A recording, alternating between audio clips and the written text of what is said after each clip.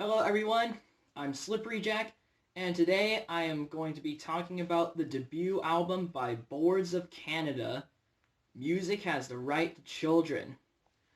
Finally! I've been wanting to review this album for so long. I mention Boards of Canada in pretty much every video now, I think. But yeah, I think I said 2 years ago. Has it been that long? Yeah, like 2 years ago, I said I was gonna do a Boards of Canada discography review. I haven't done any discographies in forever, and now it's finally time to do that. So yeah, I reviewed Twoism earlier because I kind of feel like that's an album, but this is their first real album. Um, so yeah, Boards of Canada, they are an electronic duo from Scotland, and they are usually associated with the IDM genre, stuff similar to like Aphex Twin and all those Warp Records artists. But Boards of Canada kind of distanced themselves from that sound. I don't think there's any term that can really describe, one genre that can describe all their music. But they are definitely one of the most renowned acts in electronic music. They are very reclusive. They didn't want this to happen, but so many people just love this group, me included, and a lot of the modern EDM artists today, a lot of them will say that Boards of Canada was an influence on them. There's lots of rappers who have sampled them, and like you like you probably noticed in a lot of my videos, you just can't copy this band without it being obvious. Their sound is highly unique. It typically focuses on nature and childhood nostalgia. There's lots of tape flutter and hiss sometimes in their music to give you an old kind of feel, and it really works. They have touched the hearts of so many people, and I think that's really what got them so popular. So yeah, like I said, this album is widely considered to be a classic as well. It is probably their most popular album, and I think most fans would tell you this is their favorite. This, along with their second album, Geogati. And you know what? I have to agree. This is easily their best work. This, all of the synth textures and everything is just nailed so well. It's everything about this album is just great. There are two different types of tracks on here. There is the longer tracks, usually about 3 to 5 minutes, and then you've got all these short interlude tracks.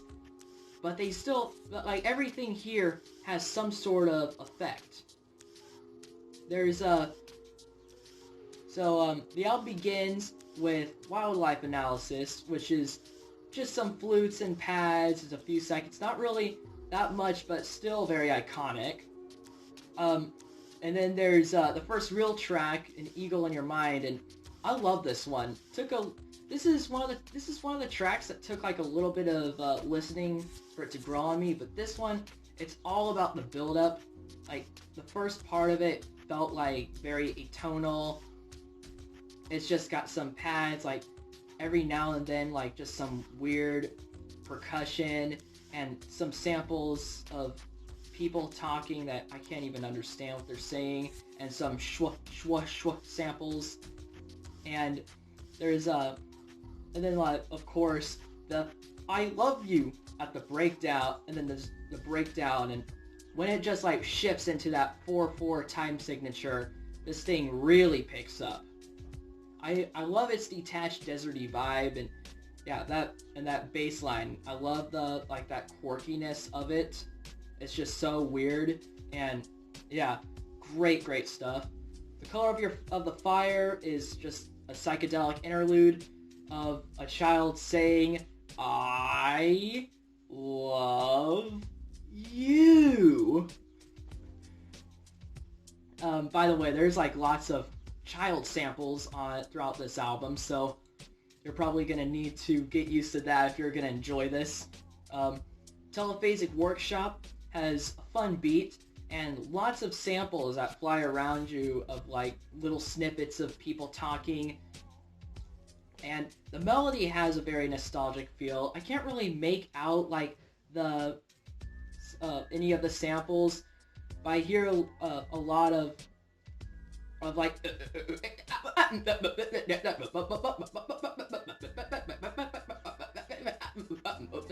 someone say it! And then every now and then so yeah, I love this song. It's very nostalgic, psychedelic, and it just always makes me smile. Triangles and Rhombuses, another ambient interlude, very different sounding outro. And by the way, this is the same outro that you hear from the song Twoism. 6010, it's a weirder one. It's got this dark, ominous melody and a booming bass line and lots of these strange samples that just create like kind of an unnerving kind of feel to it. But I really enjoy this one. Like, lots of people consider this to be a lower point on the album, but this is, I really enjoy this. It's I'm a sucker for this trippy kind of stuff. And then there's a different outro on here, by the way. This is the outro of Twoism. Oh wait, yeah, this one has the outro of the song Twoism. Triangles and Rhombuses had the outro of the song Bass Free. Sorry about that. Turquoise Hexagon Sun. This is honestly one of my favorite Boards of Canada tracks. It has this really strange percussion and a sunny yet uncertain melodies, and it just has like this kind of vibe, like it's almost like the way it makes me feel is like I'm walking through a city and there's like no one there. It's just so super weird, and it's and I don't know, it just makes me happy somehow. And Kaini Industries, I thought for the longest time this was just one of those weird outro things that was part of Turquoise Hexagon Sun. As one of those, and I only just discovered it. Oh well, it does have its place though. Bocuma, another interlude. But this is probably my favorite of the interludes. This is in my opinion like one of the songs that really defines the sound of this band. It always comes to mind when I think of this album. It was really a big part for me for some reason, even though there's really not much to it. And then there is Roygibiv, and like, how can you not love this? It's got bass line and melodies that just fly all around you, and it's such a great immersive track. And this seems to be most people's favorite from the album, and for great reasons. Like this album as a whole, there's not like, I always listen to this album as a whole. I can't listen to one single track without listening to the whole thing. And but this is the one track that I will actually return to out of context. Like, it's just lovely. Rue the Whirl is more psychedelic. This is another one that kind of I wasn't too sure about at first, but grew on me a lot. Like especially recently, this has grown so much. It's got like this repetitive little loop, and at the beginning it sounds more mechanical, and then a little more cold too. But then at the end of it, like the last couple minutes, it switches into this much more warm and dreamy sound. It sounds like you've just been transported to fairyland. Very, very great ending. This is one of my favorite moments on the entire album. Just great. And then there is Aquarius. How can you forget this one? This is one of their most famous, easily. One of the most famous and loved tracks, and man, this one really takes you on a trip. It's got these cold ambient pads with all these samples from Sesame Street. Of course, the most iconic part is the one of the guy saying, "Orange," and the kid saying, "Yeah, that's right." And at some point, there's a text-to-speech voice counting to 60, while every now and then saying "orange" as well. And then eventually, she actually says 60-10. And I don't know, that's a part that everyone seems to go nuts about. But, pretty funny, I guess. And then saying a bunch of random numbers afterwards. Yeah, it's a very interesting, has a very interesting psychedelic feel to it. How can you not love this? It's just a great song. And Olson, another interlude. And this, you know what? I know I said I liked Bocuma the most, but this is a pretty great interlude as well. This seems to be a favorite among fans, and I can see why. It really showcases the ambient side of Boards of Canada very well. It's definitely their sound, and yeah. Pia Standing Alone, this one showcases the more IDM side of BOC with its complex percussion and, you know, those typical nostalgic synth pads. It's got it's got a really interesting feel to it. I love it. It's not a track that I ever think about when I think about this album or Boards of Canada in general, but it really is a great track when I have it on. I wish I remembered it more. Smoke's Quantity is probably the darkest and most foreboding track on the album. It's got these these synth sounds that seem to imitate sirens, and like what sounds like a horn that wah wah wah throughout the song. And however, it keeps the nostalgia. Like, this was on Tourism, by the way, but you know what? I think it works great with both albums. So it's not a problem that it's on both at all. Open the Light takes us into a much more comforting song, and this is one of the most dreamy tracks on the album, and it always really stuck out to me. It's just a lovely track. I don't have much to say about it. Like, it's quite a simple one, but all I can say, it's Boards of Canada. It's great. And technically, the album ends with one very important thought, which has a sample of someone telling you to protect your constitutional rights and defend against censorship. And the same people would stop you from listening to Boards of Canada. What? Okay, like, why would you have this on this album?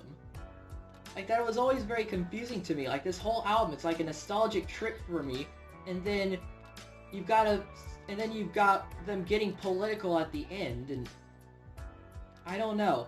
It's really weird, and why would they stop you from listening to Boards of Canada? Like, there's nothing... This was the only time they ever got political. There's, like, nothing they ever said in any songs that would have a need to be censored.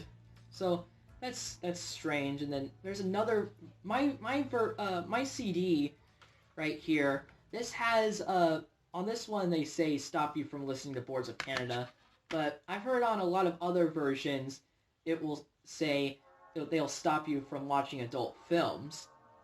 That makes even less sense, but okay. I'll just go along with it. It's fine.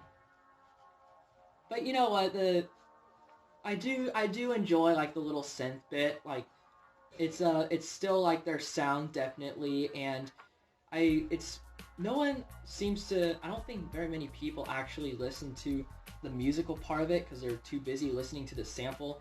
I sure didn't.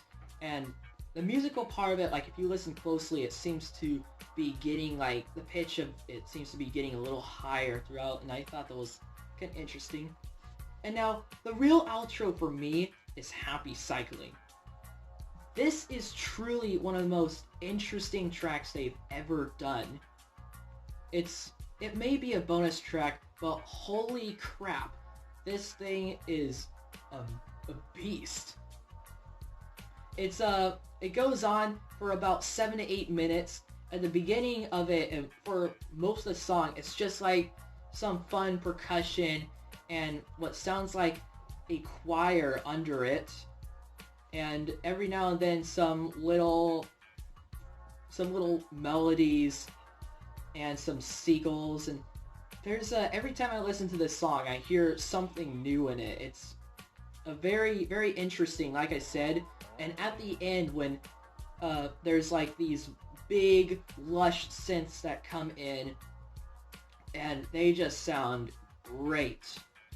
This is, for the longest time, that was the reason why I would sit through it. But, you know, this whole track, even from that little percussive jam at the beginning to those big synths at the end, it's just all fantastic. It's one of their best songs.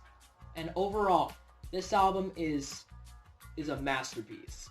This is one of the finest albums you will hear in electronic music. You have to know what this is. Like, if you're into like modern, whether you're into modern EDM or like some of the older stuff, you have to know this album. This is something that like you really should listen to. I couldn't recommend it more.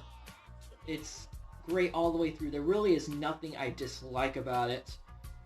It's probably one of the greatest albums of all time. Like every pad, every song, every note, every texture, it's all in the right place and executed perfectly. I'm feeling a 95 out of 100. Thank you very much for watching. Like and subscribe to support this channel. Don't forget to click the notification bell so you are notified every time I upload a video. And make sure you give me some ideas for what I could review next.